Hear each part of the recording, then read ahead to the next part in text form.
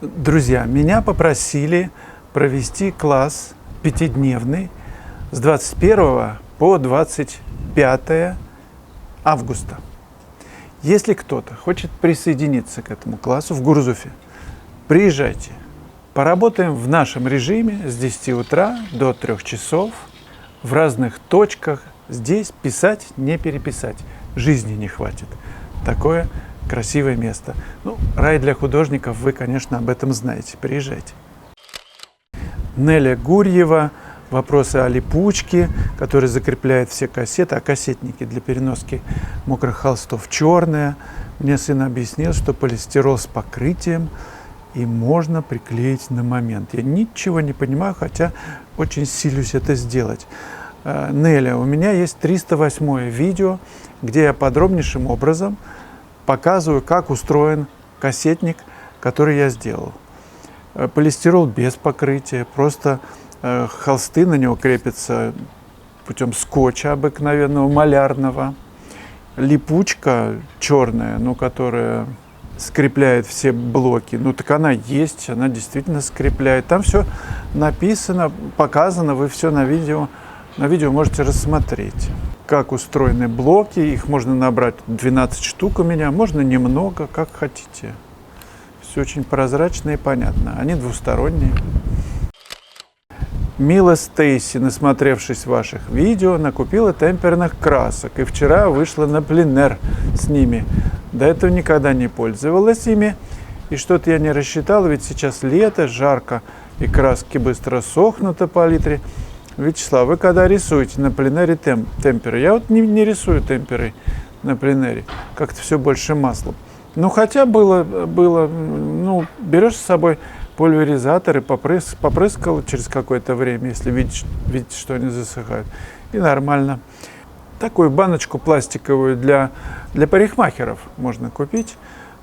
Там очень хороший пульвер, и им, пользоваться, опрыскивать. Объектив. А скажите, пожалуйста, надо ли переубеждать близкого человека, который не воспринимает живопись импрессионистов, а уж тем более абстрактную, в том, что такая живопись тоже имеет право быть? Как объяснить, что не только Шишкин и Айвазовский были великими художниками? И надо ли вообще? Но это же вопрос вкуса, объектив. Вот вы, например, любите Canon объектив, а другой человек любит Nikon. И как ему объяснишь, что Canon лучше? Он все равно будет настаивать на своем и приведет убедительнейшие примеры, что для него Nikon лучше. Есть такая история в суфизме, что корова прошла через весь Багдад и не нашла ничего из всех прелестей города, который предлагал город. Она ничего не нашла вкуснее ломтика арбуза. В данном случае у нее свои приоритеты. А зачем? Разве ты сможешь объяснить, что есть банановые, например, шкурки, они ничуть не хуже ломтика арбуза? Не нужно ей. У нее свой интерес. Она идет и ест то, что ей хочется.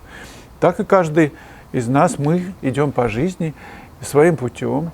И кому-то нравится арбуз, а кому-то свиной хрящик.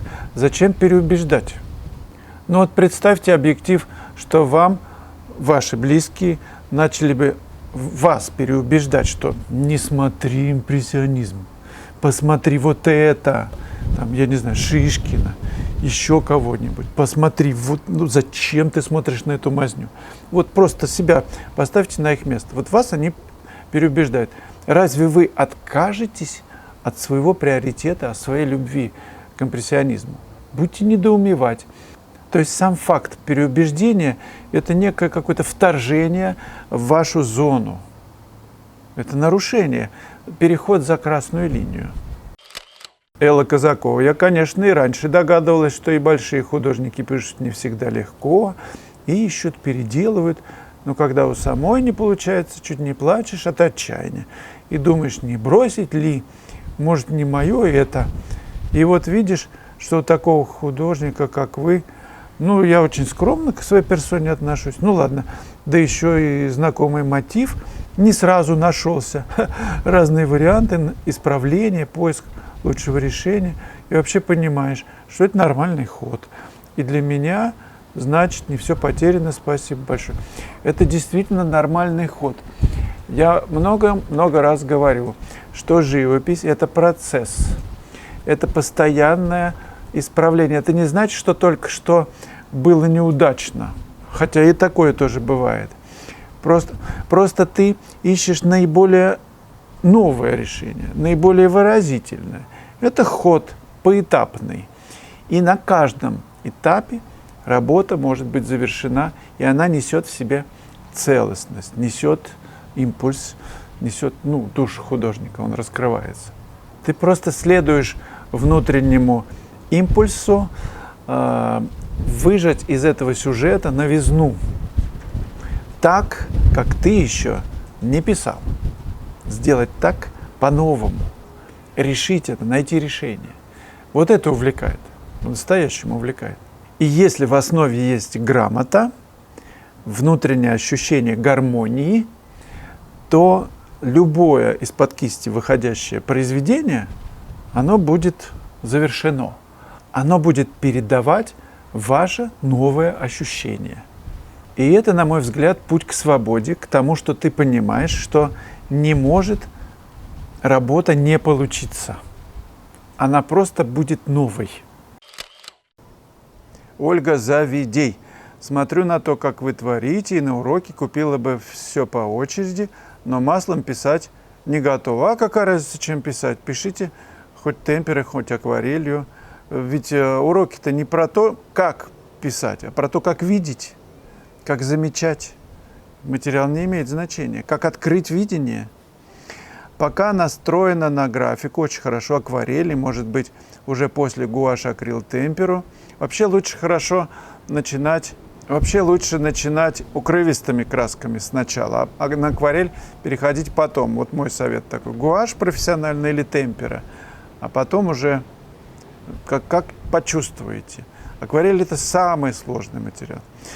Так, можно ли адаптировать уроки по маслу для других техник, например, к гуаши и темпере? Абсолютно, я уже сказал. Хоть пастель, тут задача раскрыть видение. Научиться видеть пятнами, научиться чувствовать композицию, составлять композицию из самых обычных мотивов. А еще хотелось бы начать с базовых уроков, очень хорошо, о которых вы все время говорите. Но я планирую развиваться как портретист. Нужно ли мне изучать, как писать, компоновать пейзажи? Вот смотрите, вы пишете портрет. Так? Вы посадили модель. Она же в среде, это же не просто бум. Должна же быть среда. Посмотрите портреты Коровина, да любого художника большого. Они в среде. Значит, вы должны уметь писать среду, в которой втиснут это человек. В среде. Нужно органично связать среду с человеком. Это непростая задача. Поэтому портретист должен уметь писать пейзаж. Дальше. Вы сажаете, значит, модель в среде. Что дальше? Что она делает, эта модель? Ну, руки, может быть, сложно. Чашка у нее может быть, да, какая-то там с чаем. Самовар, какие-то фрукты, цветы. Значит, я к чему клоню? Вы должны уметь писать натюрморт. Вы все должны уметь. Нельзя оторвать портрет отдельно от натюрморта, отдельно от пейзажа. Это будет не то. И еще вопрос. Вы часто говорите, что новичкам нужно писать с натуры, да. А это касается пейзажей и натюрмортов, или также портретов. Портретов в первую очередь. Там такие тончайшие отношения. Все, что с фотографий, глаз видит наш в миллион раз больше, чем передает любой фотоаппарат. Он же съедает всю эту красоту этих оттенков, рефлексов. Он все сужает до уровня от черного до белого. А здесь-то свечение есть. В 1000 раз больше люминов, или как там, каких-то там еще единиц, больше, чем яркость от белого до черной краски на холсте. Так, про скидку в школе вы знаете, 10% на все уроки. Так, пожалуйста, не забывайте делать свою работу, чтобы канал развивался.